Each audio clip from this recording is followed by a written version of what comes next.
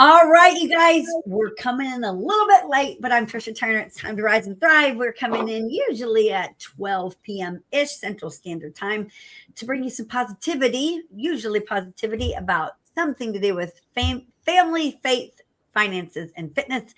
And I have Paul and Amy here with me today. Hello, you guys. Good morning. Afternoon-ish. Oh, that's true. It's morning. My days are all running together.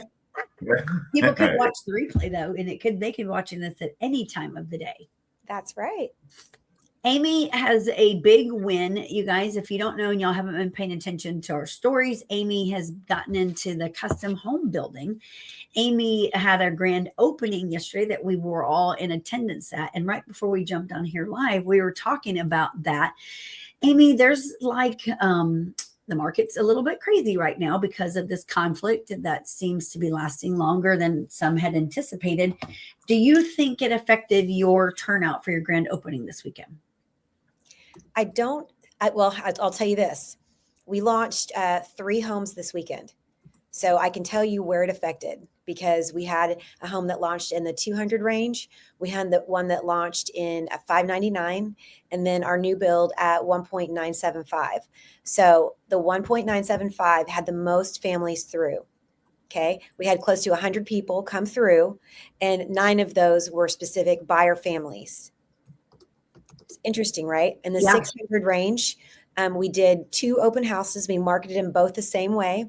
On the first day, we had 0 people come through.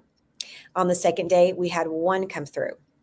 On our $200,000 listing, we had a handful come through each day. So 3 to 4 buyers. So what's interesting in that note in my mind is that rent's really high. And the lower market, the really lower market, the $200,000 range, they're finding ways to use what the government's giving them. They're using and taking advantage of DPAs. They're taking advantage of seller contributions. Yeah, I've been hearing about that, and I think it's just the buzz. But now in the $600,000 range, I had a house right around the corner. This is just a couple weeks ago. I put it on the market, same marketing plan, sold it full price in 4 days. And that was before the war, right? Interest rates had just dropped. We had multiple offer on 4 days in the same neighborhood. Market twists, right? Pivots. And now in the same market, almost the same house, 2 streets over, 1 person showed up to 2 open houses. So it's highly affecting that middle market. What part of the world did you put your listings up in? Tell everyone. Well, they're up everywhere. They're up. The 3 that you were just referring to. The 3? Okay. I put them on MLS. No. Are they in the Woodlands? Were all 3 in the Woodlands? Oh, so geographically? Yes. Yes, ma'am. Okay. I'm sorry. I misunderstood the question. Geographically, the luxury one is in Montgomery, Texas, in Montgomery County. The one at 599 is in Montgomery County, but it's in technically Conroe. And then the $200,000 one is in Magnolia. All 3 of those, though, are what's known as a hot market. They are all hot markets and all north. Yeah. So we put listings up last week as well. I will say that in my entire career, we've never put a listing live. And like we put one up. We have a pool. We have a house that we put on the market Thursday, and when our listings went live, that had an in-ground pool that is now an above-ground pool. It's literally come up out of the ground. It's a fixer-upper for sure. And that one is getting activity, a lot of activity. It's priced under, because it needs TLC, it's priced under market value. And then I don't have an offer on it yet, but a lot of activity. My phone's going off constantly about it. We put another one up that's $150,000, which is a rarity to find anyway. It's an investor special. That one we probably supposedly have an offer in my email and another one coming, and then everything else. And then we had other open houses running. most of our open houses had none of them. Well, you know what? That's not true. One of them in the $550,000 price point was busy Saturday and Sunday, no offers, but busy. The other ones, not as much activity and no offers. And, with like Paul is launching all this stuff behind the scenes and deal of the day, deal of the week, all of this stuff. But when you look at what people are paying attention to, like for you real estate agents, y'all should be paying attention to the app Mortgage News Daily, which is what everyone that pays attention to the mortgage, that's what they do. The lenders all pay attention to it. We pay attention to it. You can it's free. You can set yourself an account there, and then you can set yourself alerts up where it will get you a notification every time a rate goes up or down. So you see Amy's screen. That's what it looks like. So we're at 6.49 on a 30-year conventional. That's down a little bit. It was at 6.53 on Friday. And if you look at where the rates were historically, the rates were, in the fives just 30 days ago, 3 weeks ago. And then they started like inching up, inching up, inching up, inching up. And just last week, they went up every day, like 6.1, 6.2, 6.3. Then they ended Friday at 6.53. So they've come down a little bit. I will say overall, for one, when there's a conflict like what's going on right now, they're paying attention to it. A lot of people are paying attention to it, and they're concerned about, should they be spending any money right now? Should they make a move? What do they do? And when I listened to the housing report this morning, the overall consensus on mortgage rates were that, for one, we can thank God that our rates were in the fives when this conflict began, because if we would have been in the sixes where we were when this conflict began, we'd be at 7.5 today. And 7.5 today would not be good for any of us in the real estate world. We're at 6.5, just under 6.5. So it's still not 7 or 7.5. And when you look at where could we go, worst case scenario, no one knows, because no one knows how long this thing is going to last, or when it's going to, or the impact that it's going to have. But the problem is that it's lasted longer than other people have thought about. And so now there's ramifications from it. And so now you're seeing a change about it. Paul, coming out of the military where he was for 14 years, he's been in the real estate space for 5 years now. That's like a long time, Paul. When you see this kind of stuff going on in the real estate space, and of course we're watching people that are paying attention to the media, we're never going to know all the details, as we shouldn't. We're in a conflict. Do you think there's any us seeing this end anytime soon, Paul? Honestly and truthfully, I say the best thing that I've heard so far is Anthony Lamakia's quick address that he put out. But if y'all don't know, I put it on my story on Instagram. But it really depends on what happens across the pond overseas. So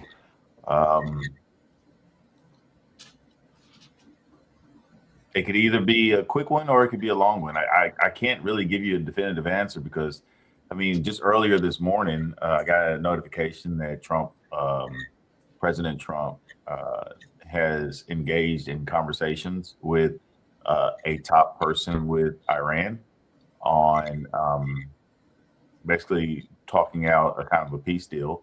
And they gave him 48 hours, and it depends on where that goes. But there's no telling. I don't have a crystal ball that can predict this. You do not. But when you listen to Anthony's predictions, what was Anthony saying? And he released it, what, Saturday was it? Yeah, it was. So basically, if you're really paying attention to the market, what he foresees happening is this all ending pretty quickly. And you're going to see there's a lot of money right now because there's a lot of revenue being made off of crude oil going up. And so when he he predicts that when everything settles down, the prices of oil will go down. And a lot of those big players, investors that are heavily involved in oil, are going to shift their funds to bonds.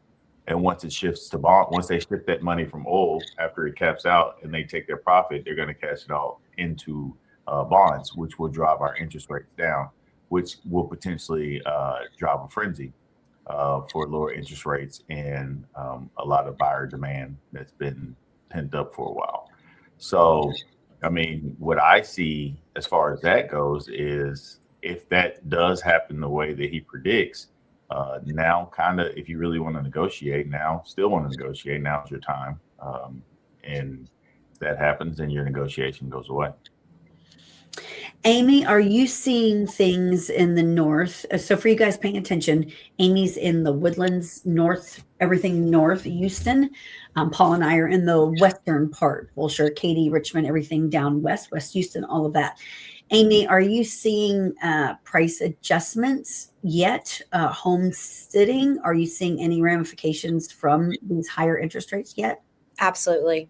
The prices are dropping. Yeah. And I mean, I feel like any person that's a professional is also watching the stock market, and you can see the stock market it's in the red right now, guys. They don't like that. So not only is their house price dropping, but their retirement money's dropping. So it kind of puts everyone into panic mode. Yep. Unless you're in that position that you've leveraged yourself.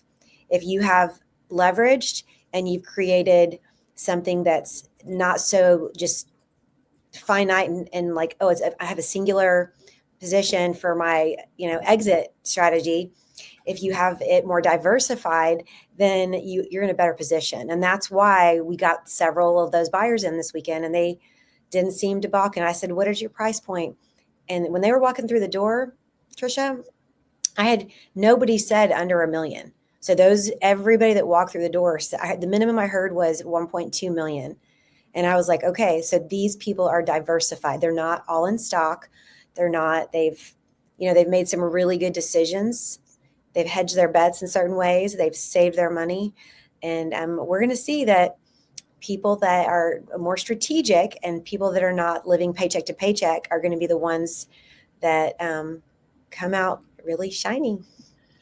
It's interesting because on Rise and Thrive, our morning community this morning, we were talking about interest rates, market, and one of the girls in our community, her niche is like short sales and foreclosures. And her wins from the weekend were she was able to get one of her short sales approved and get another one negotiated. And I asked her, are you seeing an uptick in short sales? And she's like, oh yeah, definitely. And more to come. And she said the vast majority of what she's seeing and experiencing right now are people that bought during the COVID time when housing appreciation went out of control and people overpaid for their house. And now, of course, the market is correcting itself and continues to correct itself. And a lot of people have either lost their job or they've gone through a life change and they're unable or they have to sell. And now their home is not worth what they even owe on it. And in fact, one of the ones that she's negotiated, the bank gave $100,000, which is huge. Usually, short sales, you're thinking, 20, maybe 25,000 under. Now she's like $100,000 under. And it's crazy because I was with buyers last night in a home and I told them there are 2 homes right now in the neighborhood that you want that just did $100,000 price drops. And I mean, when someone's doing $100,000 price drop, that is substantial. That isn't someone that's like, I'm thinking of selling. That's massive. And like I told these buyers last night, like they were either grossly overpriced, and that's very possible, or they are very much motivated and need to sell. And they're like, we're going to do this to show, like, come make an offer. Like these are things that you don't typically see. It's true. It's alarming a little bit, but it's like, it's only alarming if you're not taking these opportunities. And I told, or in these communities, like Paul and I run this Rise and Thrive community. And it's like the information that our agents or people that come into our community, get in the mornings, like the ones that were on this morning. Now they know about short sales. Now they know exactly what Monica was telling them, what is going on right now, so that they can get out there and educate other real estate agents, because there's a lot of real estate agents out there that run value on a property, and a lot of them are basing the value that they're running on these active listings that aren't selling. It's like, who told you that that's the value of these homes? Like, who knows that these numbers are even accurate? We have to like actually look at what things are selling for. Paul and I, this an hour ago, Paul, would you talk a little bit about this program that you created? Well, I want to talk about the program. I wanted to I ran a report really quick with my chat, with my one conversation thread that focuses on the state of the market. So I got it to run a 14-day forecast, and it says the market likely stays active but more selective.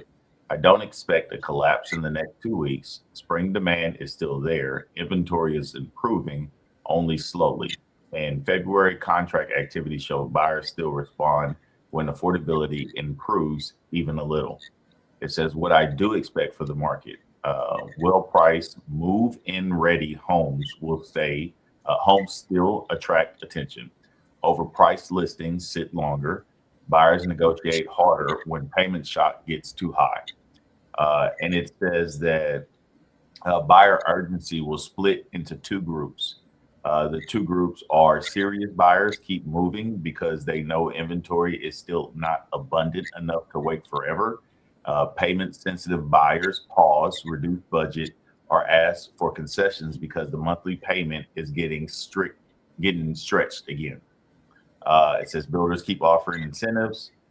Existing home sellers still have the cleaner advantage. In the next 14 days, resale sellers with strong presentation, realistic pricing, and limited repair noise should still compete well against builders because total resale inventory remains relatively tight nationally at 3.8 months. But sellers trying to test the market above recent comp reality are more likely to get ignored. And it goes on to more detail, but that's my little buddy. And I want to point out something fun about anybody and everybody that's using artificial intelligence. There's something that I've been running into a lot, and it's my AI keeping up with the dates. So if you guys are actually using your Chat GPT, your Claude, or whatever to give you a prediction on something, I suggest that you tell it before you ask for a very important prediction like that. I strongly suggest you tell it what today's date is and the time. And start out your prompt with today is March 23rd, 2026 at 12:31 p.m. And then ask it your questions. I would strongly suggest that. That's just a fun fact that I've been running into. And what do you think, like when you're looking at the like dates, putting in certain things like that? I think, and it's crazy when you study the market, I don't think anyone can generalize on the market because it's in such a crazy market. Like there's so many hot pockets and then they're not. And then when you look at rentals, the rental market's saturated. Like their vacancies are higher, but yet they continue building. And it's crazy. We had this very conversation yesterday, Amy, while leaving your grand opening, because we were all in the RV. So we were talking about housing. And there's a lot of communities that have built these rent-only communities. Like you can't buy a property in there. They're just rental communities. And a lot of them are now accepting housing vouchers instead of where most of those communities before were not accepting housing vouchers. A lot of them are now opening it up to that because they can't get them filled. There's such a high vacancy on these rentals. And I think when you look overall, normally our market, like in the 08 crash, that was like there was a reason we went through '08. It was mortgage fraud. That's what happened then. And so the banking, the whole lending institution had to be redefined. And it took years to bounce back out of that. And then we went through a decade of a pretty good run of great interest rates, pretty stable market, no real craziness happening. And then freaking COVID comes along. And ever since COVID, anytime we think we're going back to some kind of normal, we're not. And you can no longer, now having done this for a long time, you can no longer like speculate as to what the market's going to do overall, because there's so much differentiating factors and curveballs coming at us out of nowhere. It's so volatile. And it's highly affected by the news. Yes. I mean, the news, if it's gloom and doom on the news, all of a sudden the stock market shuts down, interest rates go up, and then real estate is highly affected. So it's wild how it's like a puzzle, right? One piece of the puzzle, catches fire, then the whole puzzle's now on fire. Yes. It's so wild. I'll tell you a crazy stat I heard this morning, and I told it on our community this morning. Everyone throws around this 71% of agents that haven't sold a house in 2 years, and actually it's more than that. 71% of them, according to data right now, of the active agents also do not have listings or even a single listing. And we all know that if you can hold listings and work with sellers, you will maintain a pretty good real estate career. That's what we've focused on since 2017. You also focus on listings. When you look at like your area and your neck of the woods, are you seeing kind of the same people over and over that maintain the listings? Absolutely. Yeah. I'm Isn't seeing that crazy? Yes, but I'm also seeing now, I'm seeing a little bit of a pivot. People that are coming in and they're using different programs, like they're paying for different programs where there's a split involved. So they're paying a fee. People are a little bit lost and they want help. And so what do? They go to the internet and they're like, where can I find a realtor? They go to Zillow, they go to homes.com, and they ask the computer that question. And so the lead flow on those crazy platforms is wild. It is. I have an agent that's actually joining us right now. And I said, where are you getting these listings from? And she told me, and I was like, wow, it's not her sphere. She's getting them from all these paid platforms. I'm like, wow, that's interesting. That's like a new business model for newer agents and agents that have struggled, right? It's just, it's kind of their place where they can learn and start to grow. And then really, I mean, seasoned agents work with their sphere. So. Yeah. But are you seeing like more, like pay to get listings? Like you're going to need to pay this referral fee. You're going to need to pay this fee. For agents. I would say for a general agent, yes. Yeah. For me, no. No, but I think our industry as a whole, I think a lot of these portals, these platforms, this, as you were just mentioning, are like, we're not really sure where this buyer agency is going to continue. And is it going to continue, or the MLS is going to be dismantled? Like, where are we going from here? Everyone's striking up deals with Zillow, or they're striking up deals with Compass or Redfin, and everybody's got some kind of a partnership with some exclusive partnership. And it's like, at the end of the day, like, why can't we just, as real estate agents, like, and I just told Paul this when we were having a meeting too, is like, it's kind of crazy. We sat there and dismantled a commission check. What was it? $9,000, Paul? Oh, yeah. Yeah. A $9,000 commission, gross commission on a transaction. And after all was said and done, the agent that was on that one that actually performed, the listing agent that actually performed, got it under contract, is getting it to closing, did everything that should. What is that agent walking away with, Paul, out of $9,000? $1,600. Isn't that insane? Yeah, it is. Well, what else is insane? What else is insane is since I put that luxury new build on the market, I would say 95% of the phone calls have been direct to me.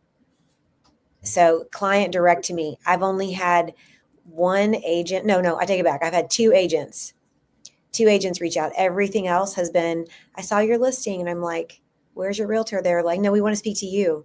Oh. So they're cutting out the buyer's agent, and that's at a luxury level. That's wild to me.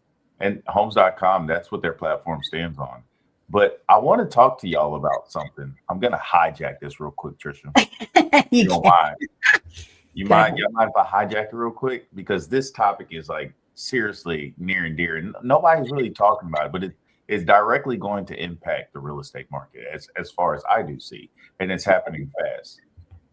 March 31st.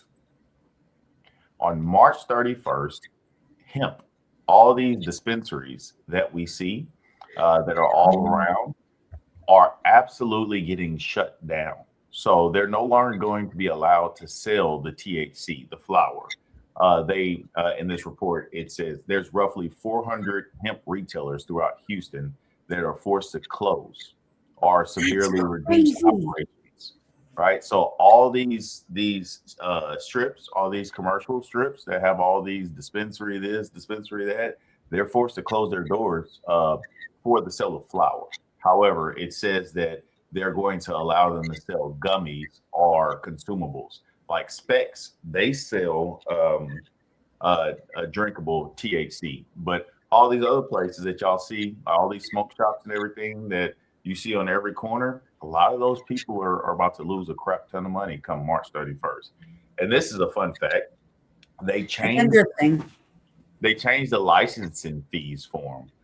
It says that they used to pay $150, $150 to $5,000 per location a year. Now it's upping it to $10,000. So they're going to make it impossible for them to be in business. Pretty much. And it's because, in Texas, we have legal, not legal, but we have medical marijuana. And a lot of those people that were prescribed it weren't using those avenues. They were using the smoke shops. And so basically they're shutting that down so they don't get me into my thought process. But that's going to be a whole lot of a big shit shakeup in the commercial leasing space. That's crazy. Employment. So do you have a lot of the shops in the north, Amy? Okay, we do here. Doesn't allow it. There's a crap ton all over. Like, it'll be interesting to watch, and I wonder how much of their revenue is generated from that. By a lot. Yeah. I've seen so many places that literally just say dispensary. Those are pretty much done for. Okay, look, what you went on off some weird topic. Amy, did you know? Yeah, no, it is real estate, but none that just made me think of like our world is so out of control. Like Supra shut down, like what was that, a week ago, when all of our Supras had no access to get into our own freaking listings for like 8 hours, everything nationwide, you couldn't get in. And then we got hit by this meteor. Did you see that, Amy? Did you feel that? No. So it landed in North Houston. Are you serious? Oh yeah, there was a sonic boom that was felt all throughout West Houston. Like, it shook everything over here. Tricia's house almost blew down. Like, it didn't almost blow down, but my kids were like, the windows were like. Yeah, it was a meteorite that broke up, and it went through a lady's roof in North Houston. For real? But the sonic boom went all throughout West Houston, all the way to North Houston. Yeah, like we were driving the RV, we didn't know anything about it. And then we saw all these comments on the Nextdoor app, the Ring app, and everything. Yeah. And everyone was like, what was that loud thing? My roof shook, my windows, like the ground shook, everything did. So when we got to my house, my kids were like, we heard it. It was like, whoa. Wow. When was that? Saturday. Yeah, Saturday. Yeah. Crazy. I was probably cleaning that luxury good, getting ready for our grand reveal. I probably felt it. And I didn't even realize what was happening. You probably did. Yeah, the aliens are probably upset about this March 31st thing, so they were just coming to voice their concerns. There's so much weird things going on in our world. Like how real estate agents, like we got to just stay focused on real estate because there's a lot of distractions going on out there. Mm-hmm. There are, but you know what? People still buy and sell and invest in real estate every single day.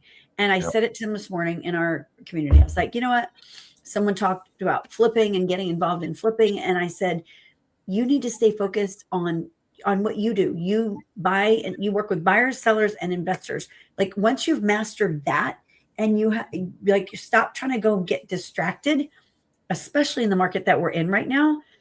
The Smile States, we're not seeing a lot of spring activity as much as we had predicted because of this conflict. The crazy thing, though, y'all, is what I want everyone to focus on is that this can change in an instant, just like it started overnight. Like, boom, this is what we're doing right now. It can also end overnight. Yep. And when that happens, and it is going to end, then we can all resume our normal activities and rates will come back down. Everyone says they're coming back down because they have to. And President Trump, his whole family has made their fortune in real estate. They are heavily involved in real estate. They know that real estate feeds our economy. They know that it feeds so many other industries. So they are geared towards getting us going again and the American dream of home ownership. So I believe that we need to not be thinking, oh, the sky is falling. I think we need to be like, well, this sucks that we have this conflict going on, but it is what it is. We haven't seen any normal year yet. So we just got to continue doing what we're doing, right? Yeah. I'll tell you a big thing with everything that's going on in the world. If you're a real estate agent and you're paying attention to the market, you're not, when you're hearing these reports, the jobs reports, when you're hearing about this THC ban that's going in effect, what you need to, the way that your brain needs to operate is those are potential people that you may know. They may be in your cell phone. They may be friends of yours. Number one, a lot of people that were in the IT space or in the coding program writing, those people probably own homes. So your thought process as a real estate agent is, I need to reach out to my friend that was a coder for blah, blah, blah. And I need to ask them, are you okay? How are you financially? Do you want me to look at the value of your home? Because they may need to downsize. They may need to downsize. So you as a real estate agent may need to go ahead and put their home on the market. Same thing goes for these dispensary owners. If you have a friend that's a dispensary owner, you as a real estate agent should be taking this information and using it as an opportunity to make sure you're reaching out to help those people that you may or may not know in your life. So these things are important, and especially when it comes, and then it's really important nowadays when it comes to artificial intelligence. Y'all see all these people talking about, I get all these leads from AI, I get all these leads, blah, blah, blah. It's because these people are putting out information. They're using AI to help them create content, create blogs that are targeted towards these specific people, like anybody that is going to lose their job because of artificial intelligence, anybody that is going to be distressed due to this THC ban. And it helps you put out articles that are associated with that to get their attention, for people to click on something and then for them to use you as their subject matter expert. These are opportunities. These are things that you guys need to pay attention to, and you need to have your artificial intelligence updating you. So whenever something big or huge happens in the Houston area, the Katy area, Fulsha area, I have my artificial intelligence set to notify me. It knows where to search for these different things. I'm not having to search a bunch of random websites, but it knows what to search. And if anything crazy or anything life-changing to where it's one of the D's or anything like that associated with a real estate transaction, it's going to let me know. And that is your cue for you to, number one, reach out to those people that you know that are in that industry. And number two, create an article about it, a blog on your website, and post it. And that way people actually see you and you establish yourself as the market expert. But these things are a distraction, but you guys absolutely need to be aware of, because if you don't pay attention to stuff like that, you're missing out on opportunities in your friend group. And then you'll be posting those silly Instagram memes about, if my best friend uses a different realtor, I'm gonna throw him in my trunk. Well, I do agree with you, Paul. And I think as realtors, our number one job is to realize two things. Number one, everybody needs a place to live, right? So shelter, we all need a place to live. And then number two, people move because lives change. It could be a good change. I'm pregnant. We need a bigger house, or my husband lost his job and now we're in a crisis. So Right. you're creating solutions. It's all about creating solutions. So that's how we've actually created several of our companies, because we're like, we see this problem, but if we can create the solution, we can just match the client with the solution, and all of a sudden your company is born and you will have an endless pipeline. Yep. Let's end on this note, you guys. Sorry, I have a cough.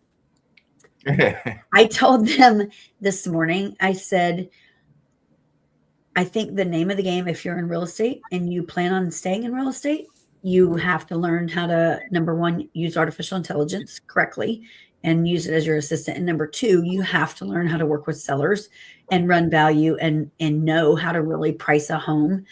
Amy, when you're looking at values right now, because you've got skin in the game, that's your own home that y'all built that's on the market right now. How, when you're looking at like pricing wise, are you testing the market right now? Would you advise others to test the market, or are you pricing things competitively? I'm pricing things competitively, but I'm also pointing out the things that we're doing as a builder that stand above the others. So we're definitely not a bargain. We're not, we're 100,000 lower than all the other builders. I'm not playing that game. I'm playing the game of, look, we build high quality product, and there's so much additional thought and process into our build. So we're making sure that the information is out there. Yeah. Now, when I'm talking about our lower listings, and I'm talking with the sellers and saying, where are you? What is your urgency? Where do we need to be? Because if you're urgent, then we have to price aggressively, which is under market. And if you are sitting pretty and you can, wait a minute, then just price right on market. So it's a case by case. It's a really tricky scenario right now, but I'll tell you, one of my listings, I won't name the one so nobody knows. We have it in place where after 2 weekends of no offer, we do a $25,000 price reduction. And it's not my personal build. It's not that one. Yeah. It's another listing I have, but we made that kind of marketing plan because the market is so volatile right now. Yeah. I would say overwhelmingly, with sellers, you guys, if you're listening to this and you're thinking about selling your home, do take every extra step to make it move-in ready, to make it a beautiful home to everyone. Don't have yellow walls, don't have red walls, don't have ugly carpet. Like, take the time and spend a little bit of money if you can to make it to just absolutely the best thing out there, because those are selling, and they're selling relatively fast and relatively close to what they're worth, sometimes over.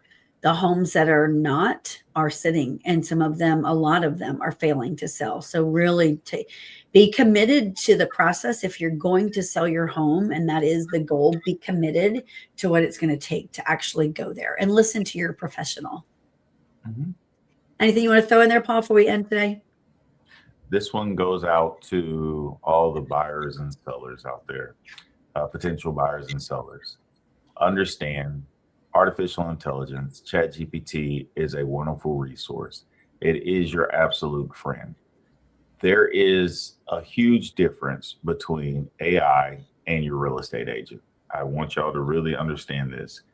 Real estate agents have a license, similar to a lawyer, a doctor, or anybody that requires a license for their profession. They have access to a lot of resources, a lot of tools that are held under lock and key, subscription, and everything known to man. Your real estate agent, as long as they know how to utilize their tool correctly, they can truly run value. Your artificial intelligence has access to the World Wide Web. Anything that is not hidden behind a password or a subscription or a key. So if your artificial intelligence tells you the value of your home, it is going to be missing a lot of key information. Therefore, it is not going to give you a true, thorough assessment of the value of your home. Know that. If you're looking to submit an offer on a home, your artificial intelligence is not going to give you the true value that you should submit in an offer.